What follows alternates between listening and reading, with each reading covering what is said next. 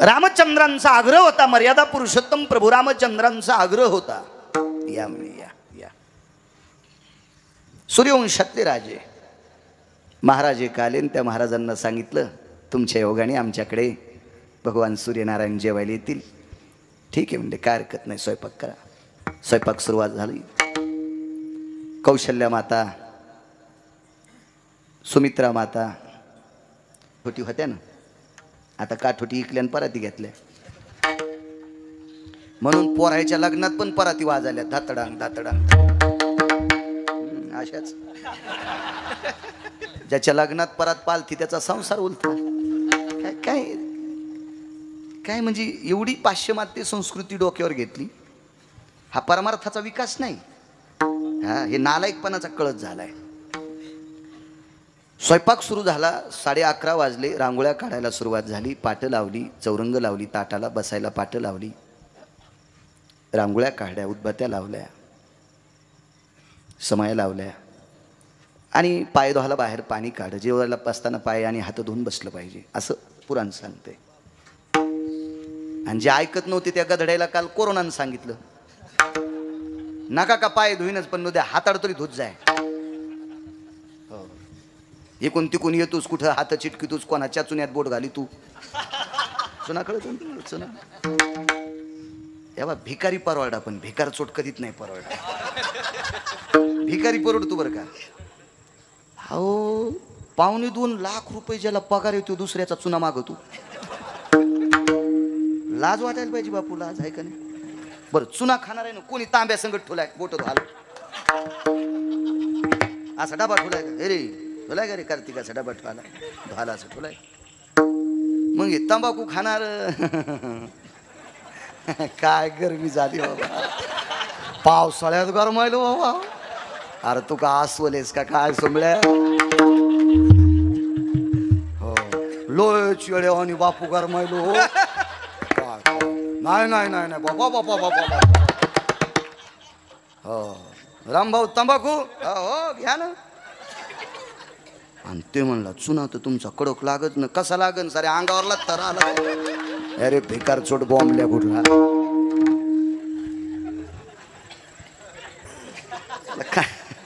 काय सांगू लागलो. हात धुवायचं शिकिलं, कोरोनानं शिकिलं. स्वच्छ राहा, नीट राहा, पाय धुवा, अमकं करा तमकं करा. पाय धुवायला पाणी काढलंय.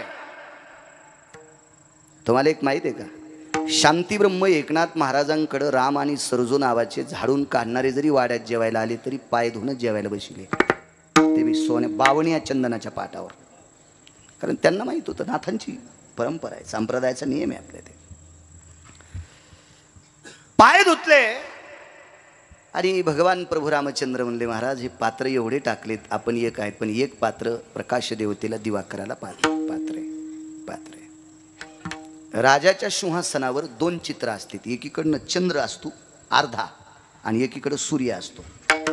म्हणजे हे मागचं आणि हे पुढचं. द्वापार युग म्हणजे पुढचं सिंहासन चंद्र आणि मागची दिशा दाखवते ते सूर्य. सूर्यवंश आणि चंद्रवंश. महाराजांनी सांगितलं, ए भास्करा ये खाली. भगवान सूर्यनारायण म्हणले, गुरुदेव यायला काही हरकत नाही, एक तर तुम्ही बोलवलंय, तुमच्या बाजूला बसून जेवायचे. मी किती नशीबवान आहे, मी किती पुण्यवान आहे, मला तुमच्या पंक्तीला जेवायला भेटते. विश्व ज्याच्या ताब्यात ते जगाच्या बाप जिच्या पोटी जन्माला आलाय त्याच्या आईनं बाळासाहेब स्वयंपाक केलाय, मी किती नशीबवान आहे. महाराज म्हणले, बांड्या पंचायती सांगू नको, पटकन खाली. ते महाराज काय असं पोकळवाद्या थोडाच कारभार, वर काय हरकत नाही, तुला दळतेन सुंबळ्या लोक हिशोबात राहायचं, इतकं नको येड्यावानी. हो इतकं कडक होऊ नका की लोक जवळ यायला भेटेल, आणि इतकं नरम होऊ नका की लोक गटकन खातील. हो हे खाले अर्ध्यात आला असं. गुरुदेव काही काही काही पंचायती लावू नको, मुकडे खाली आणि पाय धुवून जेवायला बस. गुरुदेव ऐका ना, काय ऐकायचं तुझं. मी खाली आल्यावर जगाला प्रकाश. मला मूर्ख समजितो तू. आता 12 वाजायले तर दुपारचे 12 आणि 12 वाजता तुला खाली बोलून जर जगाला अंधार पाडला तर मला साधू कोण म्हणीन रे. आम्ही काय गोट्या खेळणार महाराज वाटलो का तुला. मी काय भजनात तंबाखू खाणार वाटलो का तुला. चालू असा महाराज आहे कर मी? हा, भागवताची इंटरव्हेल करतो स्टेजच्या मागे जाऊन बिडीवडी तू मंडपच पेटला, मंडपच पेटला, मंडपच. महाराजच मागे गेले स्टेजच्या बिडीवडी. काही महाराजा समचे कलाकार त्याला भजने नाही म्हणत आम्ही. हे तुम्ही अंगाव घेऊ नका. मग रेडीमेड कपड्याचं दुकान आहे. मी काय कोणाला कपडे शिवायला माया का गोळ्या संपल्या तुम्ही? भंगिरी आहे का मी कोणाला कपडे शिवायला? होय काळे बुवा. एका भागवतकाराचं भागवत ऐकायला गेलो. आता त्यो किती शहाणा असेल चिपडा मला काय माहित नाही. त्याच्या संग तेव्हा चांगल्या माणसाला जवळचे बदगे खराब करीत असतील. ढेकणाच्या संगी हो, काही थोड्या गोष्टीमुळे मोठमोठाली माणसं मातीत गेलेत. चांगले चांगले माणसं मातीत गेले म्हणून भंगिऱ्याला थारा द्यायचा नाही. भागवत सुरू, सुदामदेवाचं चरित्र चालू आणि श्रीकृष्ण गोविंद हरे मुरारे ओम नमो भगवते वासुदेवाय भजन चालू झालं. आणि भजन चालू असताना एका कलाकाराचं धोतर हालत होतं. तुम्ही याचं धोतर काऊन हालायला गडे? मांडी खाजवा काही खाजवा पण धोतर काऊन हालायला? ओम नमो भगवते वासुदेवाय. ज्ञानलं भागवतकाराला नरक यायच्या संचायला तो कोण्या नरकात टाकावा याचा मेळ नाही. आणि दक्षिणा जन दिली का बापू त्याला तर यम बेश्रमाच्या काड्यातच फुकणार. मर्यादा सांगितली आपल्याला, मर्यादा सांगितली. हे खाले सूर्यनारायण खाली आले. उत्तरेश्वर बापू अर्ध्या सेकंदापुरता पण अंधार नाही पडला. अशी चाचबोळू लागली. तर प्रभू रामचंद्राने विचारलं काय झालं? काय नाही म्हणे, मी खाली आल्या उजेड कसा पडलाय? प्रभू रामचंद्र म्हणले माझ्या देखता त्यानं शरयूला स्नान केलं आणि स्नान करून कमरेचं ओलं धुडकत पिळलं खांद्यावर टाकलं आणि दुसरं कोरडं गुंडाळलंय. शाटीचे 3 प्रकार आहेत. आंतरवस्त्राला शाटी म्हणले, 4 बोटाची पट्टी असते तिलाही छाटी म्हणले. आणि अजून एक पुरावा सांगितला एका महात्म्यानं. आणि ती कमरेला गुंडाळायचं फडकं आकाशात फेकलंय तर 14 सूर्य इतका प्रकाश पडलाय. 14 सूर्य इतका प्रकाश. आता आपल्याकडे अंधारे, दुसरीकडे उजळडे बुवा. दुसऱ्या देशात उजळडे. उद्या आपल्याला उजडन तिकडे बुवा अंधार पडतो बापू, तिकडे अंधार पडते. म्हणजे सूर्याकडे लोड शेडिंग आहे माळोदे. पण साधूच्या कपड्यात लोड शेडिंग नाही. लोड शेडिंगच म्हणतात ना. हो, 6 तास लाईन राहील संध्याकाळी, दिवसा सिंगल फेस राहीन. बंबुऱ्या तू हे लेकर तू असा शेतकऱ्याला फसवायला का? तू हे लेकर तू हे झोपीत अंगुठी घेतीन. बंबुऱ्या झोपीत अंगुठी घेतीन. झोपीत तू हे नालाय का? रातच्या फुल लाईन दे तू. अरे बॅटरी नाही त्याला, काय नाही. कालच्या पोळ्याला काय बेजारी शेतकऱ्याची हो, काय बेजारी.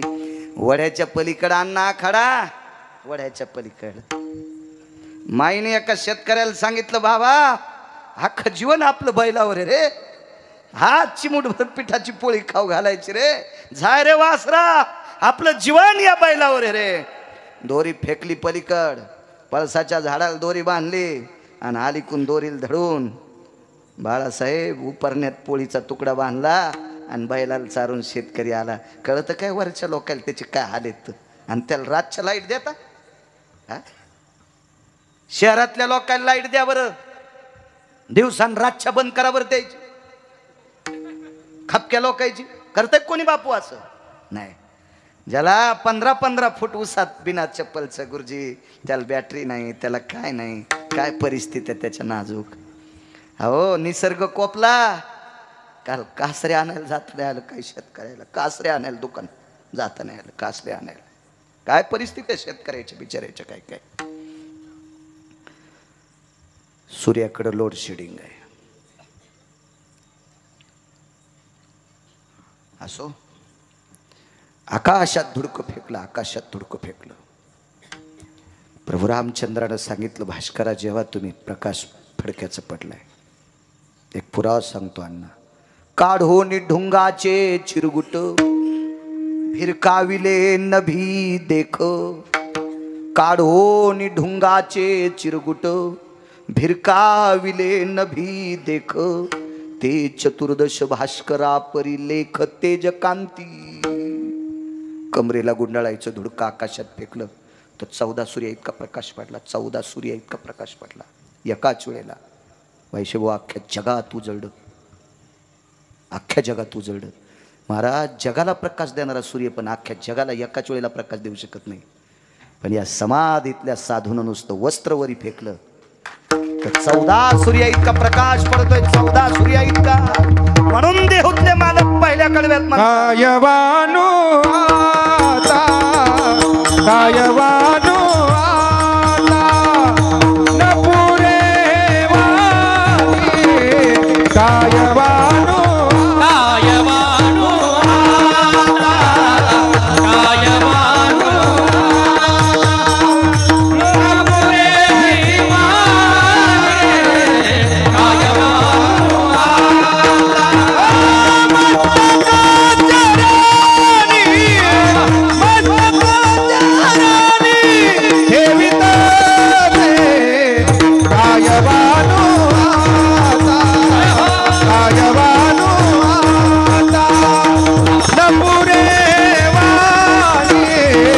कायवानो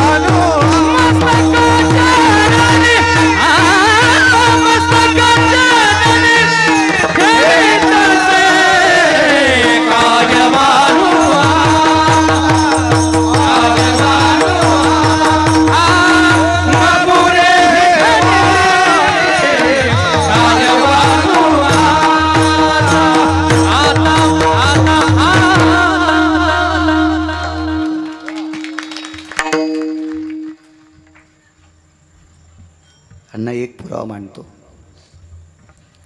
एका वारकऱ्याकडे 5-4 वारकरी आले. धन्यकुमार बुवा 5-4 वारकरी आले. वारकरी आल्याच्या नंतर हातपाय धुवायला पाणी दिलं, बसायला बोऱ्या टाकला आणि मुख्य घरातली मालक आपल्या पत्नीला आणि मुलाला सांगतात, आता ती जेवून आलीत, आता संध्याकाळी भजन होईल. काय काय त्यांना जेवायला काय करायचं उद्याच्याला? मुलगा हुशार होता. मुलानं सांगितलं, बाबा गावात आपल्याला कोणी उधार देईल बापू अशी पत नाही, उधार देईल अशी आपली पत नाही. तुम्ही अजून बी लक्षात घ्या, चमकणाऱ्या लोकांचीच पत असती, चमकणाऱ्या लोकांची पत. मग तो मूर्ख का असना त्याची पत. पण देवाच्या आणि संतांच्या दरबारात ओरिजिनल लोकांची पत असते. ओरिजिनल सात्विक सदाचारी पुण्यशील लोकांची पत असते तिथं.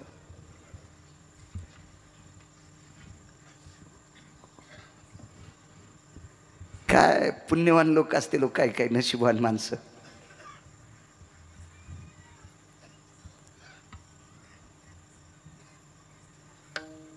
साठ एकरचा मालक काल पाहिला मी. 60 एकरचा मालक, त्यानं अंगावर एक पावसाचा थेंब पडू दिला नाही, थेंब पडू दिला नाही, थेंब. बैलाचं दर्शन घेऊन आलो. 3 किलोमीटर 60 एकरवाल्याचं रान होतं बापू. 3 किलोमीटर, 3 गडी, 3 किलोमीटरहून बैल बनेलीवर घेऊन मालकाच्या घरी पोळा करायला. बनेलीवरच मालकाच्या घरी जेवले, बनेलीवरच. त्याच्या दारात जेवले आणि पुन्हा बैल 3 किलोमीटर वापस, पुन्हा वापस. मी त्या गड्याला विचारलं, का रे एवढा मोठा वाडा आहे मालकाचा, बैल तिथं का नाही बांधले? उभं राहिला म्हणलं, महाराज मालकाचा वाडा मोठा आहे पण त्यांच्यासाठी बैल जोत्याला कड्या लावलेल्या आहेत. पितळाच्या कड्या होत्या जोड्याला जोत्याला. पण ह्या जोत्याच्या पितळाच्या कडेला बैल जर बांधले तर रात्रभर भिजतील. ह्या बैलाच्या आशीर्वादानं 23 वर्ष झालं लोकांचे साल धरतोय, अजून विचू चावला नाही, विचू चावला नाही, विचू चावला नाही. 23 वर्ष झालं साल घातलं. असू द्या म्हणले, मालक नशिबाने त्यांच्या बाप दाद्याची श्रीमंती आहे, पण या बैलाच्या जीवावर मी पोट भरतोय. हे बैल आखाड्यावर निवाऱ्याला नेऊन बांधतो महाराज. मी पुरणाच्या 2 अडीच पोळ्या खाल्ल्यात महाराज, पण या बैलाला काल खांदे मळणीपासून बाहेर चरता नाही आलं. गवतावर पाणी असल्यावर बैलाला खाता येत नाही. आता वैरण तोडून ठुली टाकतो. मालकानं चारलेल्या छटाकभर गुळानं काय होतंय. निश्चित इतका इमानदारीनं जनावरावर बैलावर गायीवर प्रेम करणाऱ्याला स्वर्ग असेल. ठीक आहे. पैशानं मस्ताडलेल्या मालकाकडे त्याला किंमत नसेल. पैशाचा मात चढलेल्या मालकाला बैलाविषयी किंमत नसेल. कवी इनामदारांना बैल कळाला. तुझ्या शेतात राबून माझी सरली हयात, नाही ओढत नांगर आता उतार वयात. हे दादा नांगर नाही ओढत रे. आता वय म्हातारं झाले रे.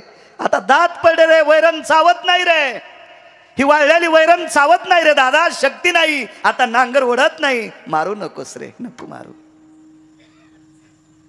हे तू झुल घातलीस गुळ चारलास रे. तू झुल घातलीस तू गुळ चारलास. कवी इनामदारांची कविता आहे. महाराज अण्णा चांगल्यांची वाक्य दमदार असतात. चांगल्यांची वाक्य दमदार असतात. मी बापूला सांगितलं. मी आमच्या ड्रायव्हरच्या मोबाईलवर 69 वेळेस एक पिक्चर पाहिला. गळ्यात शपथ खोटं सांगत नाही. 69 वेळेस पाहिला. काही काही वाक्य 3-3 बाऱ्या वापस घेऊ पाहिले.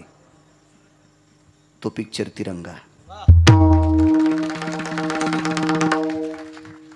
त्या पिक्चरमध्ये नटसम्राट किंवा फिल्मी सृष्टीतले 2 राजे पाहिले. 2 राजे, राजकुमार आणि नाना पाटेकरजी. राजकुमारजी आणि नाना पाटेकरजी. हे नाना पाटेकरजी त्या पिक्चरमध्ये एका स्त्रीला जरी बोलले तरी दर्जेदारच बोलले. काय देशाविषयी वाक्य. म्हणजे सिनेमातले पण काही लोकांची वाक्य दर्जेदार. कलगीतुऱ्यातलं एक वाक्य मी पाहिलं. माझ्या लहानपणी एक पुस्तक आलं तर जवळ्याला इकायला लोकनाट्यात. लोकनाट्य पाहायला पैसेच नव्हते. आणि पाहाचं ओक सुरू झाल्यावर पडदेवरी करीत होते. पहाट तेव्हा नाचणार बाया तिथं नसत्यात. आणि ते कधी मधी ओक पाहण्यात आले. ओक तर त्याच्यात एक पुस्तक पाहिलं होतं आसारामबा. तर वाक्य किती दर्जेदार असतात त्याच्यातले सुद्धा. मधुर मिलन आज लाभला, मधुर मिलन आज लाभला, सुगंध सोन्याला, लावणी भुलली अभंगाला, लावणी भुलली अभंगाला. मला कवितेहून सांगायचं. जर सिनेमातलं काही वाक्य दर्जेदार असतील. शान तिरंगा मेरी जान तिरंगा. मी संप्रदायाला गालबोट लागेल असं नाही वागणार. तुमची माफी मागून तितकं घेतलंय. पोळा आठवला, गरिबाची चर्या आठवली अन्न म्हणून पोळा आठवला. ती कविता सुद्धा दर्जेदार आहे. हो. त्या कवितेतलं एक वाक्य लय गोड आहे. मेल्यावरी मला, हे शेतकरी राजा, मेल्यावरती मला एक दारू दे, तुझ्या पायातले जोडे,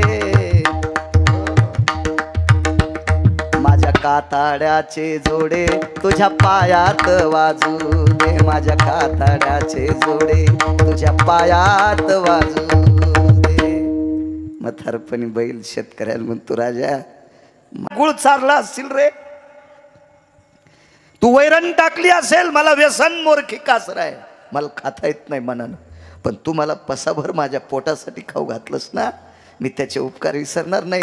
मी मेल्यावर का होत नाही, माझं कातड काढ आणि त्याचा जोडा तुझ्या पायात, माझ्या काताड्याचे जोडे तुझ्या पायात वाजू दे. गरिबाची जाण असावी.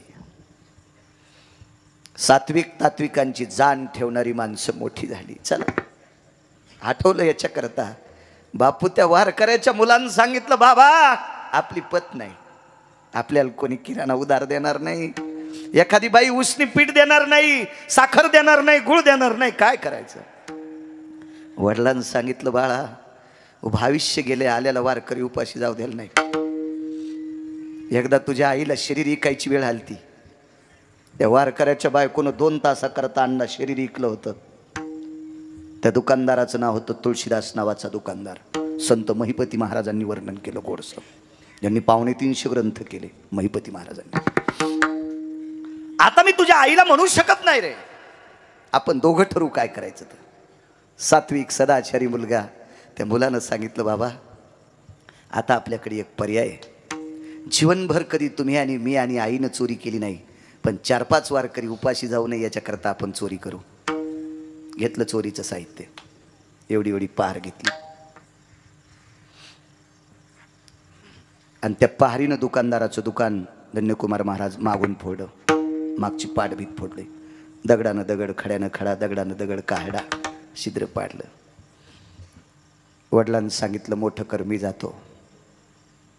मुलगा म्हणला बाबा तुमच्या शरीरा एवढं छिद्र करण्यासाठी वेळ जाईल, उजडेल आणि दुकानदार उठल, लोक उठतील.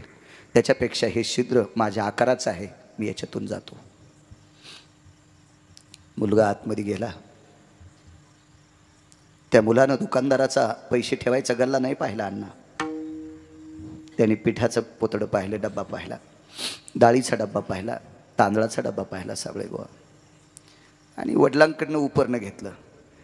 5 वारकरी जेवतील इतकेच तांदूळ, एवढंच पीठ, एवढीच डाळ, तितकीच साखर, गुळ काय असेल तेवढं घेतलं. त्या गाठोड्यात बांधलं आणि गाठोडं त्या खिंडीतून मध्ये टाकलं, बाहेर टाकलं. वडील म्हणले बाळा ये लवकर.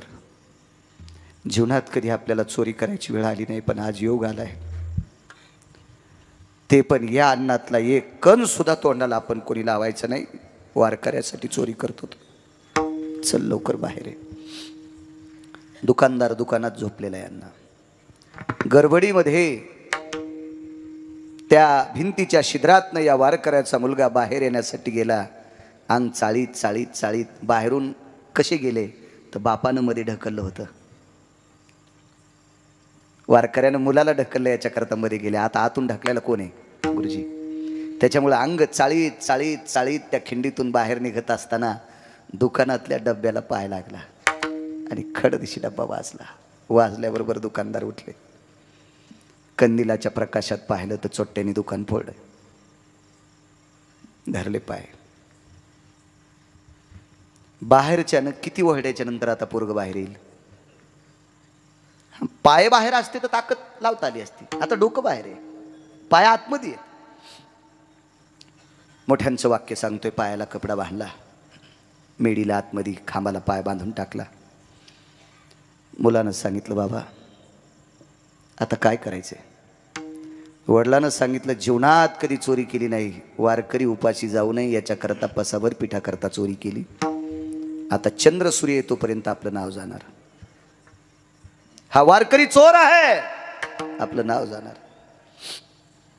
मुलगा हुशार होता, हुशार होता मुलगा. मुलानं सांगितलं बाबा काय वानू आता न पुरे वानिया. बाबा एक तुम्हाला पर्याय सांगू, आपलं नावही जाणार नाही, वारकरी उपाशी जाणार नाहीत, आपल्याला लोक चोर म्हणणार नाहीत, कोणाची मायवेली आपल्याला चोर म्हणायची, पण तुम्ही मग ऐका. वडिलांनं सांगितलं आयुष्य गेले, मला बुद्धी सुचत नाही, तू कोण पांचट मला शिकवणारा. ऐका ना बाबा माझं, ऐका ना. एकच पर्याय, एकच पर्याय, एकच आहे. वारकरी उपाशी जाऊ नये असं जर तुम्हाला अंतःकरणातून वाटत असेल, आपल्या घरचा वारकरी उपाशी जाऊ नये असं तुम्हाला अंतःकरणातून वाटत असेल, तर तुम्हाला विटेवरच्या मालकाची शपथ आहे, तुम्ही माझं डोकं कापून न्या. वडिलांनं सांगितलं तुझं डोकं कापून न्याल्यावर काय होईल. काहीच नाही बाबा, माझं डोकं कापून न्या. आईला दाखवू नका, कुठंतरी कपड्यात कोपऱ्यात ते डोकं ठेवून द्या आणि हा किराणा आईपाशी टेका. आई पहाटे स्वयंपाक करील, वारकरी जेवतील, वारकरी निघून जातील, हे तुझं बाकीचं शरीर. काही नाही म्हणले बाबा, सकाळी दुकानदार अख्ख्या गावातल्या लोकांना बोलविल आणि इथून खालचं शरीर लोकाला दाखविल. डोकं नसल्यावर हे शरीर कोणाचं कळत नसतं बाबा, कळत नसतं बाबा. काही काळजी करू नका. जा बाबा, जा जा जा जा जा. काय वाटलं असेल हो बापाला, काय वाटलं असेल. वडिलांना सांगितलं, बाळा तुला काय बापाचं दुःख आणि माईचं दुःख कळलं नाही, त्याच्यासाठी बाप व्हावं लागेल, तुला बाप व्हावं लागेल, त्यावेळेस कळेल मुलगा काय असतोय. मुलानं सांगितलं, बाबा आतापर्यंत जसं कळतंय तसं तुमचं वैराग्याचं टोक पाहत आलो, वैराग्य पाहत आलो. वाक्य नीट ऐका, मी आतापर्यंत तुमचं वैराग्य पाहत आलो, पण मला असं वाटत होतं आकाश किती येईल मोजता येईल, समुद्रात किती थेंब पाणी आहे मोजता येईल, समुद्रातली वाळू किती आहे मोजता येईल, पृथ्वी किती आहे मोजता येईल, पृथ्वीवरचे झाडं मोजता येईल, पृथ्वीचे कण मोजता येईल, पण तुमचं वैराग्य मोजता येणार नाही इतकी मला खात्री होती. पण आज माझा विश्वास संपलाय, तुमचं वैराग्य इथं संपलंय. काय मूर्ख आहेस रे, एवढ्या मोठ्या निष्ठावंत वारकऱ्याच्या पोटी जन्म घेतलायस तुझ्या बापानी. शेला इनल्याच्या नंतर तो शेला भजन करतोय, ठाई ठाई शेल्यावरती दिशे राम नाम ग. एवढी भक्तिसूत्रातली ताकद माझ्याकडे आहे भक्तीतली, आणि तू मला म्हणतो वैराग्याचं टोक संपले. बाबा त्याग वैराग्य काय मला लक्षात आलंय, तुमचा मोह तुमच्या पुत्रावर आहे. कशाला महाभारत ऐकता?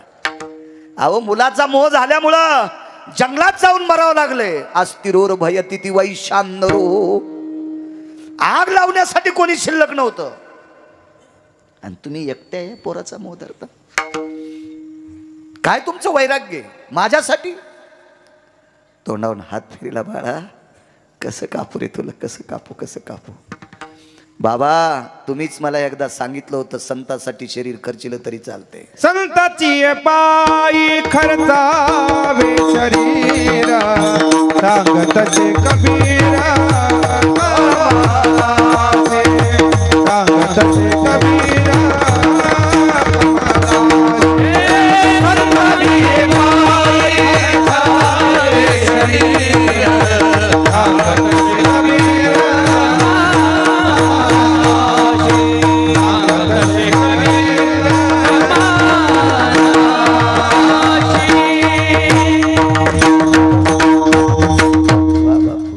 संताची हे पाये खर्चावे शरीर, सांगतसे कबीर कमालाशी, सांगतसे कबीर कमाला. बाबा संतांकरता आपलं शरीर जरी गेलं तरी चालतंय असं तुमचं वाक्य बाबा. मग हे तुमच्या पोटी जन्माला आणारं तुमचं पुत्ररत्न संतांकरता मरतंय, हे लोकांसाठी वाक्य आहे का तुमचं? हे दुसऱ्याकरता अभंग आहे का तुमचा? बाळा हा उपदेश तुझ्या करता आहे, पण मी बाप आहे, कसं डोकं कापू? अंतःकरणावर दगड ठेवा, डोळे झाका, डोकं कापून घ्या. कापून घेतलं डोकं, घरी नेलं, एका कोपऱ्यात ठेवलं. आईने विचारलं, मालक कमाल कुठे? येईल पाठीमागून. आज ती माय होती, माय होती. या विश्वात सगळ्या प्रेमाचं टोक सापडेल, पण संतांच्या माईच्या प्रेमाचं टोक आतापर्यंत नाही कोणाला सापडलं, नाही सापडलं कोणाला. आनंद आश्रमाचे एक संन्यासी होते अण्णा. त्या संन्याशीची आई मृत्यू पावली. आईच्या अंत्यविधी करता, वेगात सांगतो, आईच्या अंत्यविधी करता ते संन्यासी आले. संन्याशानं आईच्या जळत्या प्रेताला 5 प्रदक्षिणा केल्या. आईचं पार्थिव पाहायला नाही भेटलं, तोपर्यंत पेटून दिलं. जळत्या पार्थिवाला, त्या शरीराला, त्या चितेला 5 प्रदक्षिणा केल्या आणि पूर्वेकडे तोंड करून आईचं स्मरण केलं. माय तुझ्यासारख्या पवित्र रानावनात काट्या कुट्यात काम करणाऱ्या शेतकऱ्याच्या माऊलीच्या पोटी जन्म घेतलाय. तुझी कुस किती पवित्र आहे. आनंद आखाड्याचा संन्यासी झालोय. जाता अगं या जगात फक्त दूध पेताना तुझं स्तन पाहलंय. काय वाक्य मशानभूमीतलं. माय लहानपणी तुझ्या मांडीवर माझ्या तोंडावर तू पदर टाकला, त्यावेळेला या पोटाची खळगी भरण्यासाठी लहानपणी तुझं वक्षस्थळ मी पाहिलं. माय त्याच्यानंतर जगातल्या प्रत्येक स्त्रीला तुझ्यापेक्षा कोटी दर्जानं पाहिलं ग. माय लहानपणी तू जन्म दिलास म्हणून तुझं एकदा वक्षस्थळ पाहिलं पितानं. याच्यानंतर जगातल्या पदर पडलेल्या स्त्रीकडे कधी पाहत नव्हतो. इतकं गोड जगलो. आणि इतकं जर गोड जगला असेल आणि तुझ्या पोटी मी जन्म घेतलाय, किती पुण्य तुझं माझ्या पाठीमागे. जाता जाता मला दर्शन दे एकदा. देन मा एकदा दर्शन दे दर्शन. जळत्या चितेतून हात बाहेर आला. आपल्या मुलाच्या हातात हात दिला आणि हात निघून गेला. याला माय म्हणायचे. कोण मोजू शकणार आहे प्रेम. एक बाई वारली. तिचा मुलगा ताना होता 1.5 वर्षाचा. रडू लागला. आईला बशील भिंतीला. आईला भिंतीला बशील टेकिल्याच्या नंतर सुवासनी हळदी कुंकू लाईत होत्या. पोरगं रडत होतं. तेवढ्यात त्याची मावशी आली. त्याची आईसारखी दिसत होती. सगळ्यांनी सांगितलं मावशीला, बाई याची आई वारली, आता माय म्हणून तू याला सांभाळ, तुझ्या चेहऱ्याकडे बघून तुला आई म्हणील. नाही म्हणलं ते. रडू लागलं. अण्णा गावातल्या वयस्कर व्यक्तीनं सांगितलं, याचं रडणं थांबविण्यासाठी बिस्किट दिल्यावर ऐकत नाही, पैसे दिल्यावर ऐकत नाही, गाडीत बसल्यावर ऐकत नाही. तुम्हाला जर याचं रडणं थांबवायचं असेल तर याची मेलेली माय दाखवा. आणि मेलेल्या माईच्या पुढं टेकल्याबरोबर तिच्या मांडीवर गेलं आणि चेहऱ्याकडे बघत बघत झोप लागली. माधव महाराज मगर सांगायचे, मेलेल्या माईच्या डोळ्यातून जे वात्सल्य मिळते का, ते जगातल्या कोण्या स्त्रीकून भेटणार नाही. मेल्यावर सुद्धा तिच्या डोळ्यातून वात्सल्य मिळालं. मांडीवर झोपले. आई येते. आई विचारलं, धनी कमाल कुठे? येईल तो येईल. जागून काढली रात्र. पहाटे स्नान केलं. पीठ भिजवलं. बाईनं मालक पूजा करत असताना विचारलं, धनी एक बोलू? समोर ठेवलेल्या जगन्निवासाची शपथ आहे, कल्याण कुठे? डोळे मोठाले केले. बायकोला सांगितलं, त्या कपड्यात गुंडाळून ठेवलाय. कपड्यात गुंडाळून ठेवलाय. पीठ भिजवलं होतं आयुष्य बुवा, धन्यकुमार बुवा. हात धुतला आली, ते कपडा उकलायला गेली, त्याच्यातून रक्त बाहेर दिसलं आणि मुलाचा चेहरा दिसला. छातीवर हात टाकून हंबरडा फोडणार. वारकऱ्यानं सांगितलं, तू रडली की वारकरी उपाशी जाते. वारकरी उपाशी जाऊ नये याच्याकरता पोरानं डोकं कापायला सांगितलंय. वारकरी उपाशी जाऊ नये म्हणून बापानं पोराचं डोकं कापलंय. तू जर आता ओरडशील तर वारकरी उपाशी जातील. अश्रू आटून टाकले. डोळ्यातल्या दुःख अश्रूला सांगितलं, बाळानो आतापर्यंत सुखाचे अश्रू पाहिलेच नाही, सुखाचे अश्रू पाहिलेच नाही. आणि या दुःखाच्या अश्रूमुळे जर वारकरी उपाशी जात असतील तर निष्ठावंत वारकऱ्याची शपथ आहे, दुःख अश्रूला डोळे रडता कामा नये. आणि भजन करीत करीत स्वयंपाक केला. दुकानदार फार हुशार होता. डोकं कापलेल्या शरीराला सुळावर दिलं. देता असतात का सुळावर? मेलेल्या माणसाला सुळावर काय द्यायचं? डोकंच नाही, सुळावर दिलं. ही वारकरी जेवली. चौकातून जात असताना चौकात सुळ लावला, सुळाव दिलंय. आणि वारकरी रस्त्यानं चालली होती. त्या वारकऱ्यानं विचार केला, काय या नगरीचा राजा मूर्ख आहे, प्रेताला सुळाव दिलं, काय मूर्ख आहे राजा, काय मूर्ख. वारकरी म्हणत होते बुवा, म्हणत होते, तेवढ्या अवकाशात डोकं नसलेल्या कबीराचा कमाल नावाचा मुलगा बेबीला सूळ लावलाय. आणि त्या 5 वारकऱ्याला पाहून हात जोडले. तर हात जोडले. हात. कबीर रस्ता दाखवत होते गावाच्या बाहेर. एका वारकऱ्यानं खांदा दाबला. संत कबीर जी, पोरग कोणाचं आहे? नाही मला काय माहीत नाही म्हणले. आपल्याला काय माहिती, डोकंच नाही, त्याच्याकरता काय ओळखायला येईल? डोकं जर असतं तर गावातलं लेकरू असतं, मी ओळखलं असतं. लेकरू याच्यावर कळतंय शरीराहून, आपल्याला काय माहीत नाही. खांदा दाबणारा अण्णा जगाचा बाप होता, विटेवरचा मालक होता कबीर. बाळ कोणाच आहे मला माहीत नाही. खांदा दाबून जवळ घेतलं, हृदयाशी घेतलं, मानावर मान टाकली, कानात एकच विचारलं, कबीर याच्यासाठी भजन केलंय? खोटं बोलता? चला वारकरी बाबा, गावाच्या बाहेर गेल्यावर सांगतो. सांगा ना इथंच, मुलगा माझा आहे. तुमच्या जेवणाची अवस्था नव्हती, याच्याकरता चोरी करायला गेलो, चोरी पकडली. समाजात नाव जाऊ नये याच्याकरता डोकं त्यानंच कापायला लावलं. मुलगा जिवंत केला असेल, हा भाग सोडून द्या. महाराज विटेवरच्या मालकाला आपलंसं करून कापलेलं डोकं असताना पुन्हा चेतन करण्याची क्षमता ज्याच्या ते त्याला कबीर म्हणतात. बाकी सगळ्या वैराग्याचे टोक सापडतील, पण या काही ठराविक लोकांचं वैराग्याचं टोक सापडत नाही. त्याच्यापैकी कबीर एक आहेत. ही व्याप्ती ज्यांच्याकडे, म्हणून काळेबुवा पहिल्या कडव्यात म्हणतात, काय वानो आता न पुरे ही वाणी, काय वानो आता न पुरे ही वाणी, काय वानो आता न पुरे ही वाणी,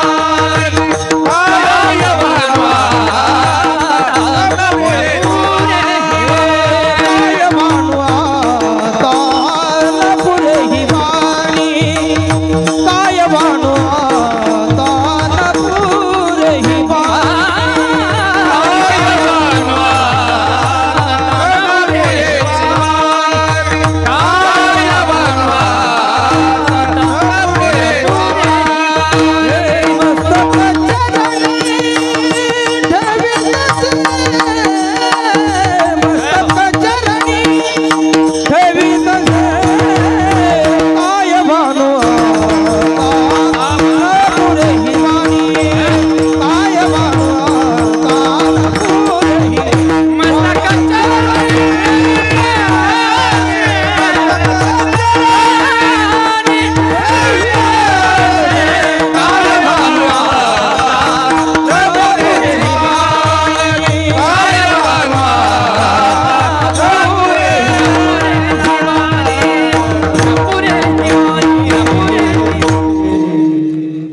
वाजून गेले. अण्णा मोठ्या श्रद्धेने, मोठ्या तात्विक, सदाचारी, पुण्यशील, पावन या पवित्र भूमीमध्ये सद्गुरू प्रातस्मरण आणि वैकुंठवासी समाधिधन मुक्त कैवल्य सीताराम बाबांच्या पुण्यतिथी सोहळ्यानिमित्त चालत असलेला हा ज्ञानयज्ञ, अन्नदानाचा यज्ञ, आणि या परम पावन पवित्र भूमीवर माझ्यासारख्या सर्वसामान्य गिरगावकराला इथे विटेवरच्या मालकाचा नामोच्चार करण्याचा योग येतोय. माझं ते परम भाग्य. पूज्यश्री ज्यांच्याकडे बघत असताना अत्यंत सात्विक, सदाचारी, तात्विक, निराभिमानी, एका फार मोठ्याशा वैभवाला लाजवील असं एक मोठंसं वैभव आहे. ज्या वेळेला 4-5 हजार लोकसंख्येचं गाव 10-11 लाखाचं मंदिर बांधतं, त्यावेळेला ते आमच्या मोठेपणानं सांगतं, महाराज आम्ही 15 लाखाचं मंदिर बांधले, रुपड्या कोणाचा घेतला नाही. आणि 4-5 हजार लोकसंख्येचं गाव असते. ह्या मंदिराला आतमध्ये गेल्यावर छत्रपती शिवाजी महाराजांच्या किल्ल्याची आठवण येते. काळी पाषाणित शालिमार दगड, असं मजबूतीकरण, गोडसं. काय ते समाधी ग्रह आहे, काय पुढं समोर तो शांती मंडप आहे, साधनेचा, जप करण्याचा, आणि वरी दर्शन मंडप आहे. वरी सुद्धा भगवान देवादिदेव विटेवरच्या मालकाची एका अवतारातली मूर्ती आहे. भगवान विष्णूची चतुर्भुज मूर्ती आहे. शुद्धांतकरणानं जर पाहिलं, निष्कपट वृत्तीनं जर पाहिलं, तात्विक वृत्तीनं जर पाहिलं, तर ते देव बोलली इतकी सुंदरची मूर्ती आणली. अण्णा तुमच्या त्याही बुद्धीला जितकी दाद द्यावी तितकी द्यावी. तर बऱ्याच लोकांचं काय नसते, करावा काय करावा असा असा उद्देश असतो. नाही, आटून पिळून सगळ्या गोष्टीनं गोडसं केलंय त्याही कर्तव्याला अण्णा. आणि इथे कीर्तन मंडप आता सुद्धा मोठा व्हायला आहे. आणि एक माझं गरिबाचं छोट्याशा बाळूचं तुमच्यासारख्याला शिकवणं म्हणजे MD मेडिसिनला पहिलीतल्या पोरानं शिकवलं. काय होतं माहिती आहे का अण्णा, एवढं मोठं संस्थान, किती लोक जेवत होते मग, किती लोक जेवत होते. आता ज्या वेळेला कीर्तन मंडप होईल त्यावेळेला पावसाळ्यात जरी सप्ताह असेल तर कीर्तन मंडप फार मोठा होणार आहे तो. आणि तुम्ही सगळ्यांनी लक्ष दिल्यावर तो किती मोठा होईल ते गिरगावच्या बाळाला काय सांगता येणार. गिरगावच्या बाळूला ते इतका मोठा होईल. आणि कीर्तन आटपल्याच्या नंतर पंक्ती 7 ते 9 काय व्हायला, टप्पू हाणला गेले हो माणसं. हो, एक माणूस तोंड पुशीत पुशीत गाडी चालू लागला. हो. गळ्यात शब्द तो घुसवणार. हो. आणि त्याची बायको घुशीन होणार. गळ्यात शब्द. हो. कारण त्याच्या गळ्यात माळ नव्हती, त्याच्याकरता तो घुसवणार. आणि 2 माळी घातलेले असे असं असं करीत चालले होते. हे बैल होणार. ते माळकरी असल्यामुळे बैल होणार, कारण बैल शाकाहारी असतात ना, घुस काही बी खाती. ते बैल होणार. अशा पवित्र साधूच्या दरबारातलं खाऊन रामायण न ऐकता, कीर्तन न ऐकता, किंवा थोडासा मंडप झाडायचं काम, पात्र टाकायचं काम न करता जर घरी जाता असाल तर मी तुम्हाला, माझी काय पात्रता आहे का तुम्हाला काही दंड देण्याची, शिक्षा देण्याची? पुराण सांगते, पुराण. पण काही लोकांना सोय सुतक नाही त्या गोष्टीशी. काही नाही, काही नाही, काही संबंध नाही त्याच्याशी. पंगत कोणाची असेल, काय खर्च असेल या मंडपासाठी, स्पीकर कुठला असेल, काय आटापिटी झाली असेल, किती परिसरात फिरावं लागला असेल अण्णांना, काही काही त्याच्याशी काही सोयीसुतक नाही. म्हणून ज्या वेळेला मंडप होईल तो मंडप लवकरच समाधीधन साधूंच्या कृपेने पटकन व्हावा, सीताराम बाबांच्या कृपेने, आणि नंतर अण्णा तो बदल करा.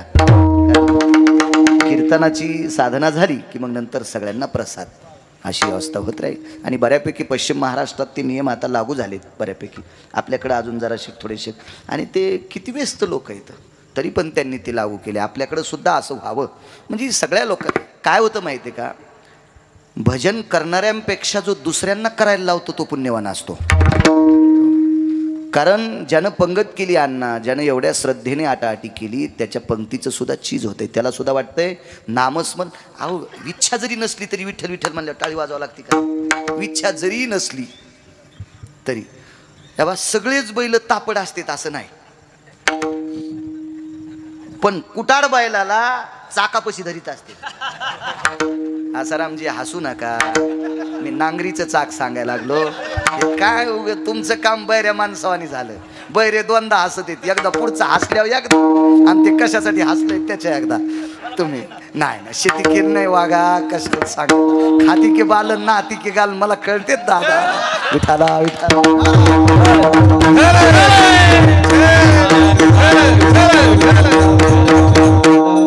पण शेतकऱ्याचं लेकरू आहे इतकं मात्र पक्का आहे.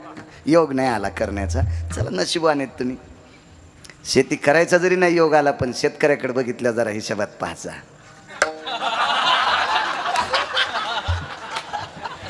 नाही नाही, हे ना, हे मी ते म्हणीच न रे दादा. हे काय अवघडच काम झालं. एका बाईनं गहू वाळू घातले, तिने 4 पायले गहू वाळू घातले, 3च पायले राहिले, पण तिने काय मोजलीत नाही. मग चर्चा चालल्यावर जिनं गहू नेले ती म्हणली काय काय चाललंय, मला वाटलं गव्हाचंच चाललंय. तसं मी ते म्हणीच ना दादा, मी ते कशाला म्हणू. मी पुढाऱ्याला पण सांगत असतो, महाराज दिसला तरी गाडी उभी करू नको, काच खाली करू नकोस. पण भिजून जर शेतकरी खांद्यावर येठण घेऊन हातात बैलाचा कासरा धरून येत असेल, तर जो पुढारी गाडी उभी करून काच खाली करून नुसता विचारित असेल दादा पाऊस कितीक पडला, तर त्या पुढाऱ्यात सुद्धा मी साधूचा अंश समजील. महाराज रक्ताचा घाम करून मातीत टाकतोय, तो जगात एकच देव आहे अण्णा, त्याचं नाव शेतकरी राहिलं. आपण शेतकऱ्याला, मी अनुभव घेतला आसाराम बुवा. गाडी कीर्तन आटपल्यावर निघताना जे काही पायी पायी जाणारे सर्वसामान्य गरीब वारकरी असतात का शेतीतले, त्याला नुसतं गाडी उभी करून जय हरी कुठले बाबा, ते 2 वाजेपर्यंत विचार करीत असेल. महाराज मला जाता जाता बोलले, महाराज मला जाता जाता बोलले. काय देतो बापू आपण त्यांना, काय देतो? इतका प्रांजळ शेतकरी राजा असतो आसाराम राजा, इतका राजा शेतकरी राजा असतो. चला काय सांगू लागलो. हा, चाकापशी धरीत येत. चाकापशी बैल जो चांगलं चलतो का तो चाहुरीला असतोय, म्हणजे असं टंगर मंगर करीतो का तो चाकाखाली हाणता येतो ना. मार खाऊन का होत नाही, पण चालावं लागतं का नाही. चाका बसल्या बैलाला मार खाऊन का होत नाही, चालावं लागतं का नाही. इच्छा नसली तरी कीर्तनात टाळी वाजवावं लागते का नाही. नाही वाजवा तर बाजूचं म्हणीन पाकिस्तानी आहेस का तुर्कस्तानातला आहेस का अरबस्तानातला आहेस. मग त्या कीर्तनात टाळ्या वाजलेलं पुण्य अण्णा या ठिकाणचं अध्यक्षपद तुमच्याकडे, त्याच्यातलं तुम्हाला काय येते? ज्यानं पंगत केली त्याला येते. कीर्तनाचं यजमानपद त्या बापूंना येते, आणि ज्या बाळ्यानं कीर्तन केले त्याला पण काहीसं पुण्य मिळते. नामस्मरण वाढतं. हो नाही काय माणसाला काही विषय नाही. अहो बैलाला ज्ञान आहे, इतके बैलाच्या पलीकडची काही काही माणसं आहेत, काय त्यांचं म्हणणं नाही. चला, ज्यांनी ज्यांनी प्रसाद घेतला सर्वांना करता बसले, तुम्हाला प्रणाम करतो. श्रोत्यांना साऊंड सिस्टीमवाले पवार तुम्हाला धन्यवाद. मृदंगाचार्य आसाराम महाराज, कमी वयात महाराष्ट्रातली तोफ मृदंग क्षेत्रातली.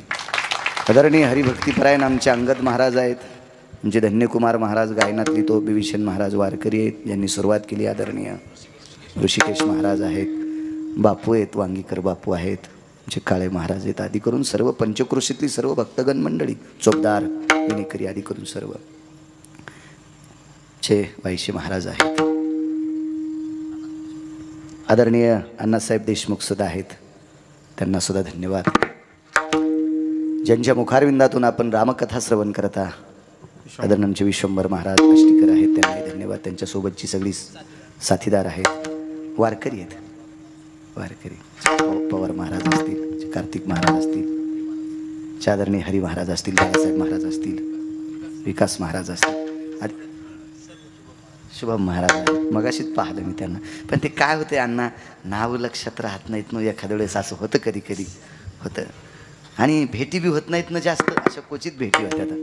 म्हणून महाराज तुम्हाला सुद्धा धन्यवाद. आणि आदरणीय जायभाई बापू,